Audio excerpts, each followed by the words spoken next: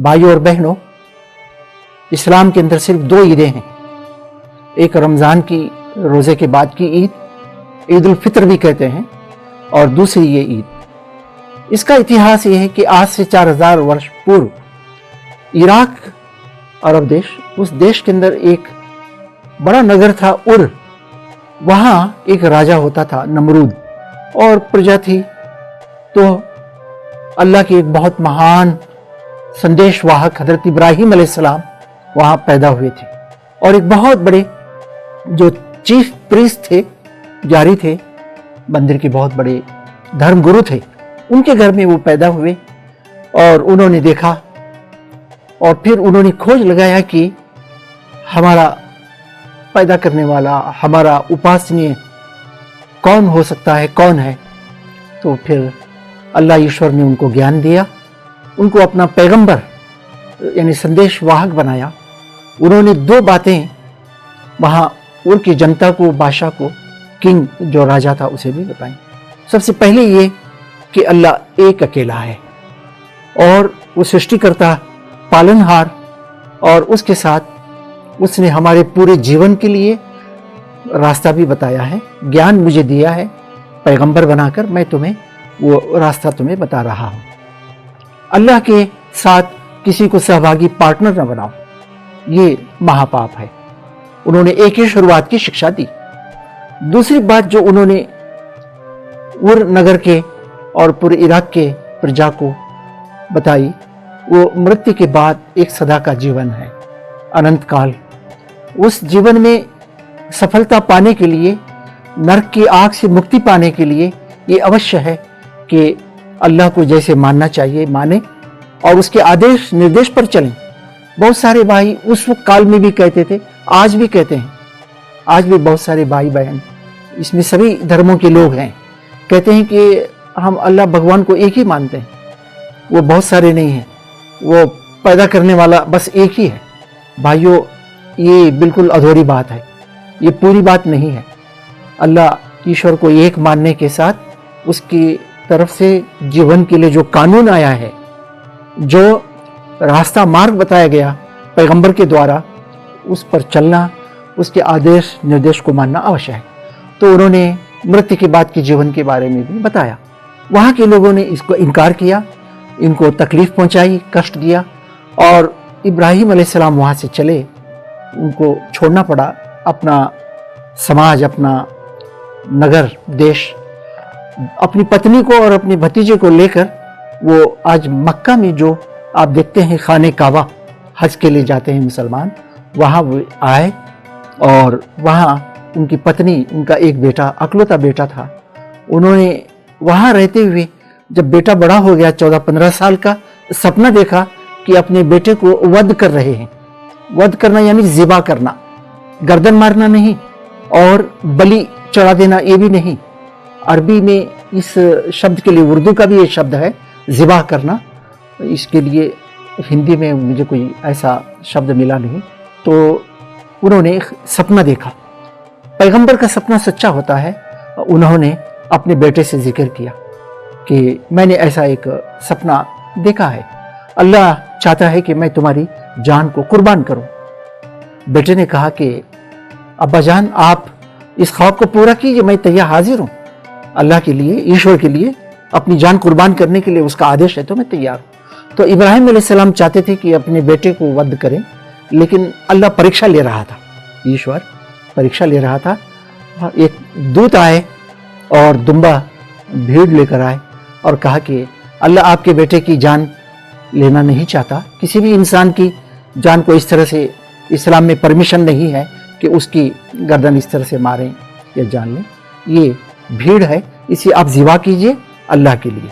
और ये सिंबॉलिक है, और ये इस बात की ये बहुत बड़ी अलामत है, निशानी है कि ज़रूरत पड़ने पर अल्लाह ईश्वर के लिए हम अपनी जान भी, अपनी सारे इच्छाओं को भी, अपनी सारी चीज़ों को भी हम कुर्बान करने के लिए तैयार हैं। तो भाइयों और बहनों, ये इब्राहिम अलैहिस्सलाम ने उस वक्त में जो भीड़ उनको दूत ने दी, उसको कुर्बान किया, उसको ज़िबा किया, और ये अभी चलते आ रहा है।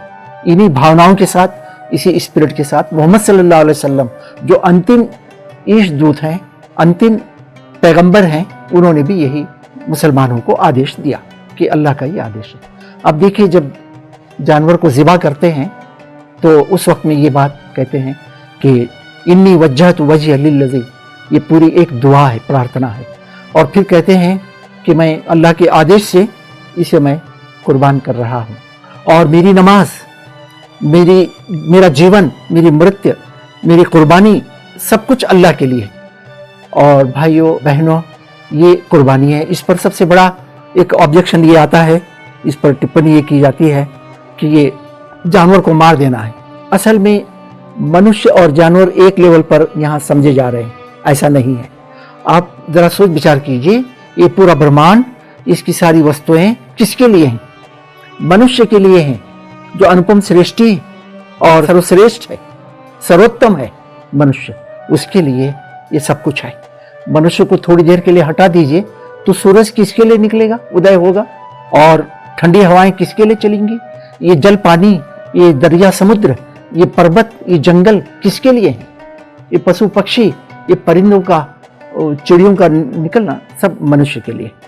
तो इस प्रकार से भाइयों, ये बात समझने की है कि अल्लाह ईश्वर ने ये पशु पक्षियों को, परिंदों को, सारी वस्तुओं को मनुष्य के लिए बनाया। ये उनका उद्देश्य बनाया अल्लाह ने। हम मालिक नहीं है, मालिक अल्लाह है। हम अपनी मनमानी नहीं कर सकते। उसने ये आदेश दिया कि ये इनको तुम खाओ, इनका गोश्त, और इनकी और बहुत सारी चीज़ों को तुम उपयोग करो। अब दरिया के, समुद्र के किनारे जो लोग रहते हैं, उन सब लोगों को आप देखिए, वहाँ जो चीज़ें निकलती हैं, मछलियाँ, बहुत सारे किस्म की चीज़ें, और झींगे, और साज सज्जा की मोतियाँ, मूंगे, सीपियाँ, ये सब मनुष्य के लाभ के लिए बनाए उसने।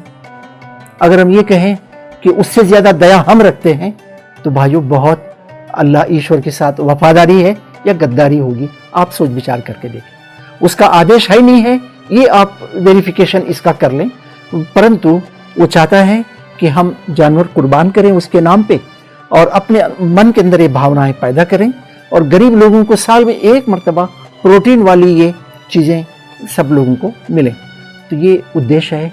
और अभी थोड़ी देर के लिए कुर्बानी को छोड़ दीजिए, हम रेशम के कीड़े से बहुत सारी चीज़ें बना रही हैं। महिलाओं के लिए बहुत कीमती साड़ियाँ रेशम के कीड़े से, उसी से बनती हैं, और चमड़े से, लेदर से बहुत सारी वस्तुएं अपने उपयोग के लिए, सेवन के लिए हम बना रहे हैं। तो अल्लाह ने जिस उद्देश्य के लिए जो चीज़ बनाई है, उस उद्देश्य को पूरा करना उसकी सफलता है, उसकी मुक्ति का एक तरह से वो रास्ता है। हम इसमें बीच में आकर हम अपने आप को बहुत दया भाव, करुणा वाले समझकर ये कहें तो ये बात सही नहीं है। तो कुर्बानी ये है। इसमें देखिए, इस्लाम ने, पैगंबर मोहम्मद सल्लल्लाहु अलैहि वसल्लम ने भी बताया है कि एंटरटेनमेंट के लिए, जानवर को सताने के लिए, और ऐसे ही खेल तमाशे के लिए किसी पशु पक्षी को तकलीफ नहीं दी जा सकती, किसी पंछी को पकड़ा नहीं जा सकता, बल्कि कोई उद्देश्य जो पूरा हो रहा है तो ये सेवन, उसका उपयोग हो सकता है। ये चंद बातें थी। बकरीद की नमाज पढ़कर, पहले नमाज पढ़ी जाती है, उसके बाद आकर मुसलमान उसको, जानवर को वध करते हैं, ज़िबा करते हैं। और ये न तो बलि है, न जान से मारना है, एक तरह से जैसा समझा जाता है, भयानक नक्शा। और ये भी बात है कि सफाई सुथराई का बहुत ज़्यादा इसमें ध्यान रखा जाता है। ये चंद बातें थी। मैं अपनी बात को यहाँ ख़त्म करता हूँ, और आशा करता हूँ कि इन बातों पर आप सोच विचार करेंगे, और जो लिटरेचर छपा हुआ है उसका अध्ययन करके मज़ीद जानकारी आप प्राप्त करेंगे। धन्यवाद, आपका बहुत बहुत शुक्रिया।